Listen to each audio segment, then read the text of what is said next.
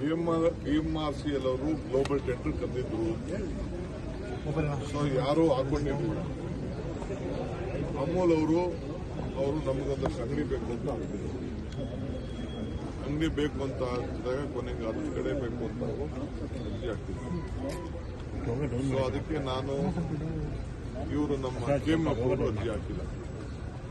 ಈಗ ನಾವು ಅವ್ರಿಗೆ ನೀವೆಲ್ಲ ಎಚ್ಚರಿಕೆ ವಹಿಸಿದ ಮೇಲೆ KMF ಹೇಳಿದ್ವಿ, ನೀವು ಅರ್ಜಿ ಹಾಕಿಲ್ಲ. ಇನ್ನು 10 ಕಡೆ ಐಡೆಂಟಿಫೈ ಮಾಡಿದ್ವಿ.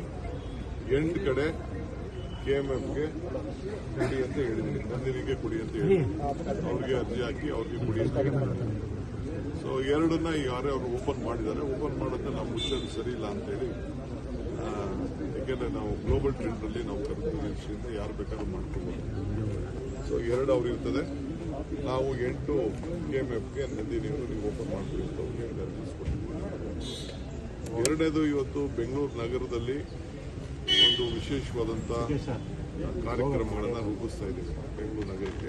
ಅದಕ್ಕೆ ನಾನು ನಮ್ಮ ಪಕ್ಷದ ಸಂಘಟನೆ ವಿಚಾರದಲ್ಲಿ ಮುಂದಕ್ಕೆ ಕಾರ್ಪೊರೇಷನ್ ಎಲೆಕ್ಷನ್ ಜಲ್ದಿ ಮಾಡಬೇಕು, ಯಾವತ್ತು ಮಾಡಬೇಕು, ಯಾಕೆಂದರೆ ಟೈಮ್ ಆಗ್ತಾ ಇದೆ.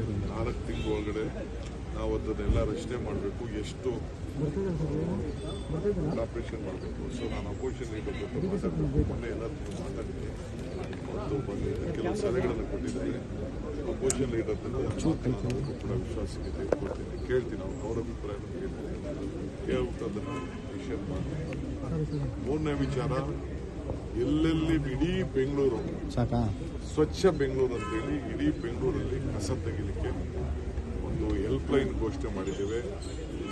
ಫೋಟೋ ತೆಗೆದುಬಿಟ್ಟು ಆ ಅಡ್ರೆಸ್ನ ಘೋಷಣೆ ಮಾಡಿದ್ದೇವೆ.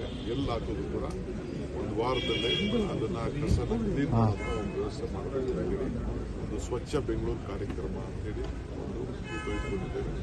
ಅದೇ ರೀತಿ ಪಾಟೋಲ್ಸ್ನ ಸಾರ್ವಜನಿಕರಿಗೆ ನಾವು ಪ್ರಯಾರಿಟಿ ಪಾಟೋಲ್ನ ಎಲ್ಲ ಕಡೆ MLAಸ್ಗೆ ಅವರ ವಾರ್ಡ್ಗಳಲ್ಲಿ ಸ್ವಲ್ಪ ನೀವು ಪ್ರಯಾರಿಟಿ ಕೊಡಬೇಕು. ರಸ್ತೆಗಳಿಗೆ ಮಾಡಲಿಕ್ಕೆ ಅಂತೇಳಿ ಅವರು ಸ್ವಲ್ಪ ಗ್ರಾಂಟ್ಗಳನ್ನ ಕೂಡ ಅವ್ರಿಗೆ ನಾವು ಎಲ್ಲ ಪ್ರಯಾರಿಟಿ ಮಾಡಿಕೊಡ್ಬೇಕು. ಇನ್ನು ಒಂದು ದೊಡ್ಡ ಆಂದೋಲನ ಮಾಡ್ತೀವಿ, ಖಾತಾ ಆಂದೋಲನ. ಎಲ್ಲರೂ ಕೂಡ ಅವ್ರ ಆಸ್ತಿಯ ದಾಖಲೆಗಳನ್ನ ಪಕ್ಕ ಕೊಡುವಂಥದ್ದು. ಜುಲೈಯಿಂದ ಈ ತಿಂಗಳು ಕೊನೆಗೆ ಕೃಷ್ಣ ಭೈರವ ಕಾನ್ಸ್ಟಿಟ್ಯೂನ್ಸಿಲಿ ಒಂದು ಪೈಲಟ್ ಪ್ರಾಜೆಕ್ಟ್ ಮಾಡಿದ್ವಿ. 25 ಲಕ್ಷ ಮನೆಗಳಿದೆ.